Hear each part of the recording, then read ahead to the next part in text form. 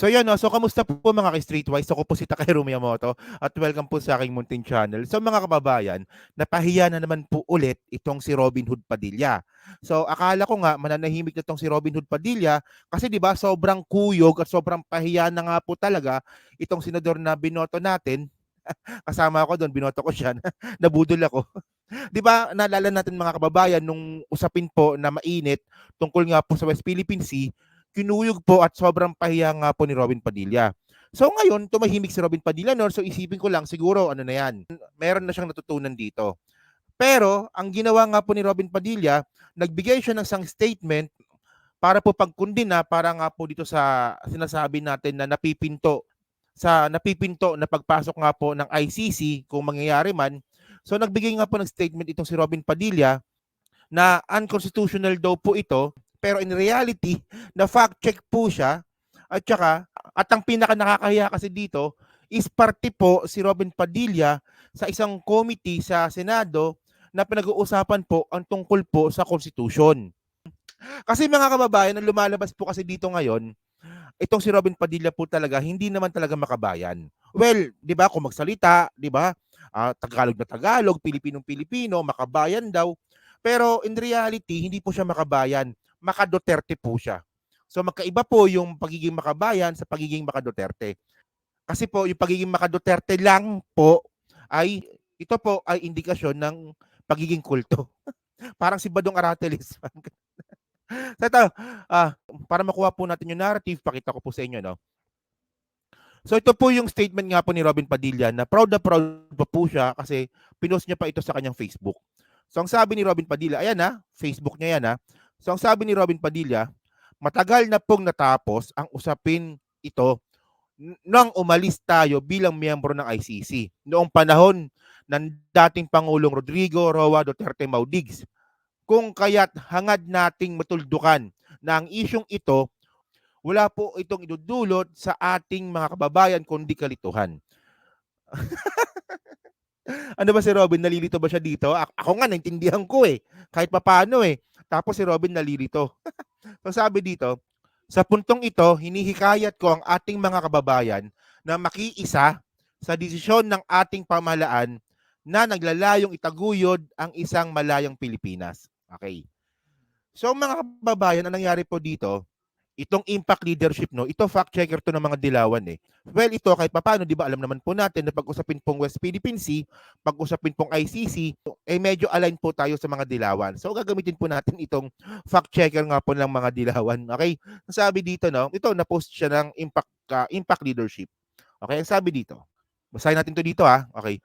I wish to put a definite end to it now.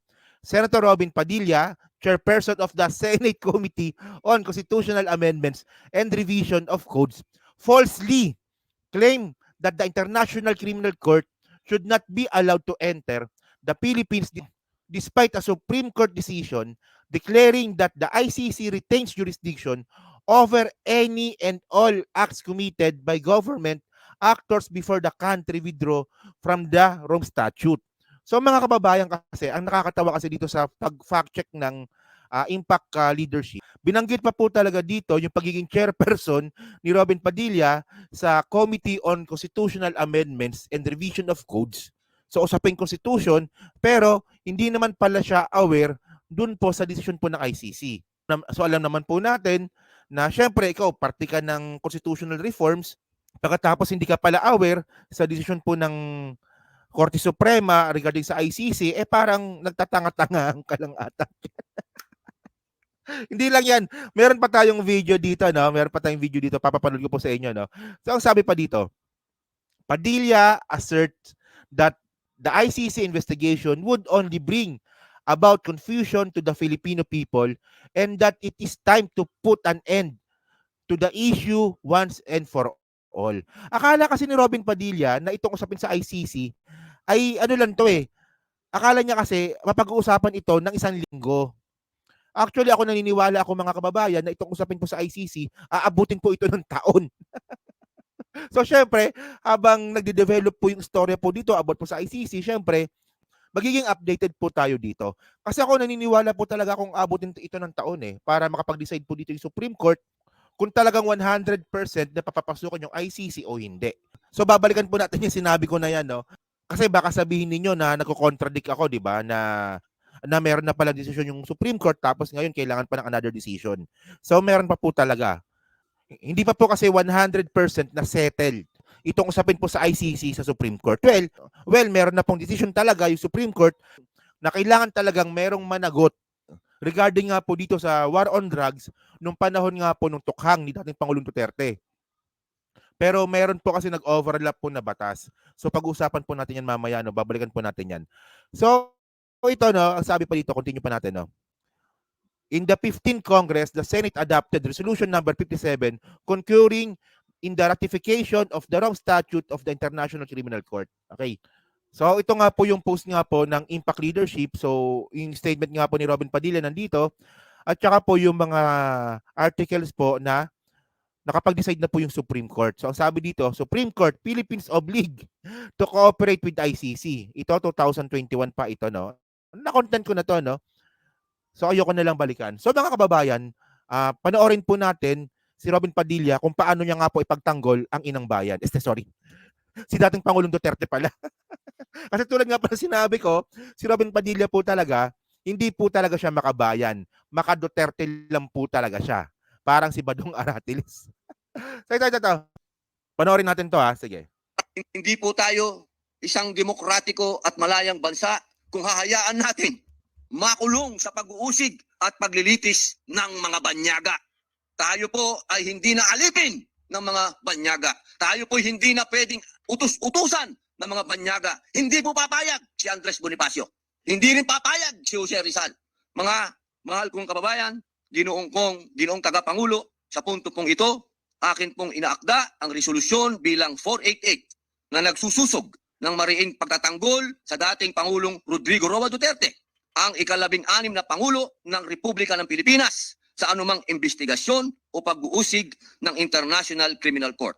Ginoong tagapangulo, ginoong Pangulo, bilang panghuli, akin pong liliwanawin na kahit na sino pong naging Pangulo ng Pilipinas, kahit sino pa po, akin din pong ihahain ito kung darating ang mga dayuhan dito at kanilang iimbestigahan. Sapagkat ito po, mga mahal kong kababayan, kahit kanino po nilang gawing Pangulo, isa pong malaking insulto ito sa atin kapag meron pong dumating ditong banyaga at utus-utusan po tayo at sila mismo ang magkukulong sa ating Pangulo. Mahal kong ginoong Pangulo, tapos na po ang panahon ni Sakay. Di ba mga kababayan? Di ba? Bali po, yung base po dito sa video po na to, ang pinagtatanggol talaga ni Robin Padilla, hindi po yung bayan, kundi po si dating Pangulong Duterte. Lagi ang senador pa naman ng walang ya. So ito mga kababayan, no? So ito, na-content ko na nga po ito. Pero syempre, meron lang po kong idadagdag. So ito po yung sinasabi nga po ng Impact Leadership na mukhang hindi po talaga alam ni Robin Padilla. So ito po yung GR number 239483 at saka GR number 238875. Okay. So March 16, 2021. Okay. Kasi sinasabi kasi ni Robin Padilla, hindi daw po pwedeng papasukan yung ICC. Kasi daw ang labas daw po nito is parang nagiging sakop na naman po tayo ng ibang bansa. Well, Robin Padilla, ang gawin mo na lang, di ba? Total, mukhang hindi mo naman talaga alam. Basahin mo na lang po yung decision po ng Supreme Court. Okay, medyo mahaba lang po kasi talaga to, no? So, ang sabi po dito sa bandang baba, no? Ito. Okay, sabi dito, until the withdrawal took effect on March 17, 2019, the Philippines was committed to meet its obligation under the Rome Statute. Any and all government acts up to March 17, 2019 may be taken cognizance by the International Criminal Court. So malinaw po, ang sabi nga po talaga ng Korte Suprema noong 2019, the Philippines was still committed to meet its obligation under the Rome Statute hanggang March 17, 2019 kung kailan nga po tayo nag-withdraw. Okay. So doon po sa mga tatanga-tanga, especially nga po itong si Baby Sara Duterte na sinasabi na unconstitutional, wala daw pong jurisdiction, basagin nyo po yung sinasabi ng Supreme Court. Okay. So saan po kayo maniniwala? Sa Supreme Court na sila po talaga yung pinaka nag-interpret po ng batas? O dito po kay Sara Duterte na isang abogada na wala pang hinawakang kaso. Attorney no case nga yan eh. So mga kababayan po kasi, para lang po malinaw, no, meron pa akong babasahin dito, no. Ito pa. Its withdrawal shall not affect any corporation with the court in connection with criminal investigation and proceedings in relation to which the withdrawing state had a duty to cooperate and which were commenced prior to the date on which the withdrawal became effective. Yon. So ito lang, gusto ko lang talagang ipagdikdikan po talaga sa mga utak ng mga tatangatang DDS na sinasabi nila na walang jurisdiction, meron pong jurisdiction base po sa Supreme Court. So ang sinasabi ko po kasi dito mga kababayan, may mga bagay pa po kasi dapat pag-usapan dito. Kasi ito no, kung makita nyo po dito, ito po yung number 19. Kung ipagpapatuloy po natin yung pagbabasa sa number 20, meron binabanggit dito. So basahin lang po natin to dito. So ang sabi dito, petitioners claim that the country's withdrawal from the Rome Statute violated their right to be provided with ample remedies for protection of their right to life and security. This fear of imagined diminution of legal remedies must be assuaged. The Constitution, which embodies our fundamental rights, has in no way abrogated by the withdrawal. A litany of statutes that protect our rights remain in place and enforceable. So mga kababayan po, kasi ang gusto ko lang kasing ipunto dito na yung kaso din po kasi ni dating Pangulong Duterte dyan po sa ICC ay meron po kasi tayong tinatawag na Republic Act number 9851. Ito po yung the Philippine Act on Crimes Against International Humanitarian Law, Genocide and Other Crimes Against Humanity echoes the substantive provision of the Rome Statute. It was signed into law on December 11, 2009. So mga babaeng po kasi, ewan ko lang, no? Pero ang binabanggit ko lang po kasi dito, ito po yung mga bagay na pwede pong gamitin. Ito po yung mga bagay na nakasulat po sa desisyon po ng Supreme Court na pwede pong gamitin ng mga pro-Duterte para hindi po papasukan yung ICC kasi yung kaso naman po na sinampa po sa ICC ay meron din naman po kasing batas na nakaakibat din po dito. So ito nga po yung 9851. So, ewan natin no, kung ano po mangyayari dito at ako naniniwala ako na isa po ito sa mga sinasabi nga po ni PBBM na kailangang pag-aralan. At saka itong parte naman po kasi na itong mga kababayan, itong parte po ng decision po na to, ay ito po yung pagsagot nga po dun po sa mga petitioners na gustong pabalikin po yung ICC dito sa Pilipinas kasi nga po natatakot daw po sila sa seguridad nila. So, ang sabi naman po ng Supreme Court ito, total kung natatakot naman kayo sa security ninyo dahil wala na tayo sa ICC, so meron naman tayong batas dito. Yan. So ayoko na pong dagdagan no kasi baka baka mawala na po ako sa topic. Kasi po ang pinaka-topic po ngayon natin dito si Robin Padilla. So kayo po mga kababayan, ano po masasabi nyo nga po dito kay Robin Padilla? Na ito na naman, nagmamarunong-marunong na naman. Na sinasabi niya na wala daw pong karapatan na usigin daw tayo ng ibang bansa. Hindi naman kasi pag-uusig ng ibang bansa yon kasi ang pinag-uusapan dito international at doon po kasi nakapag-file ng kaso yung mga biktima nga po ng war on drugs. Kasi nga po mga kababayan, no, dapat tapos na ako bigla ko lang naalala.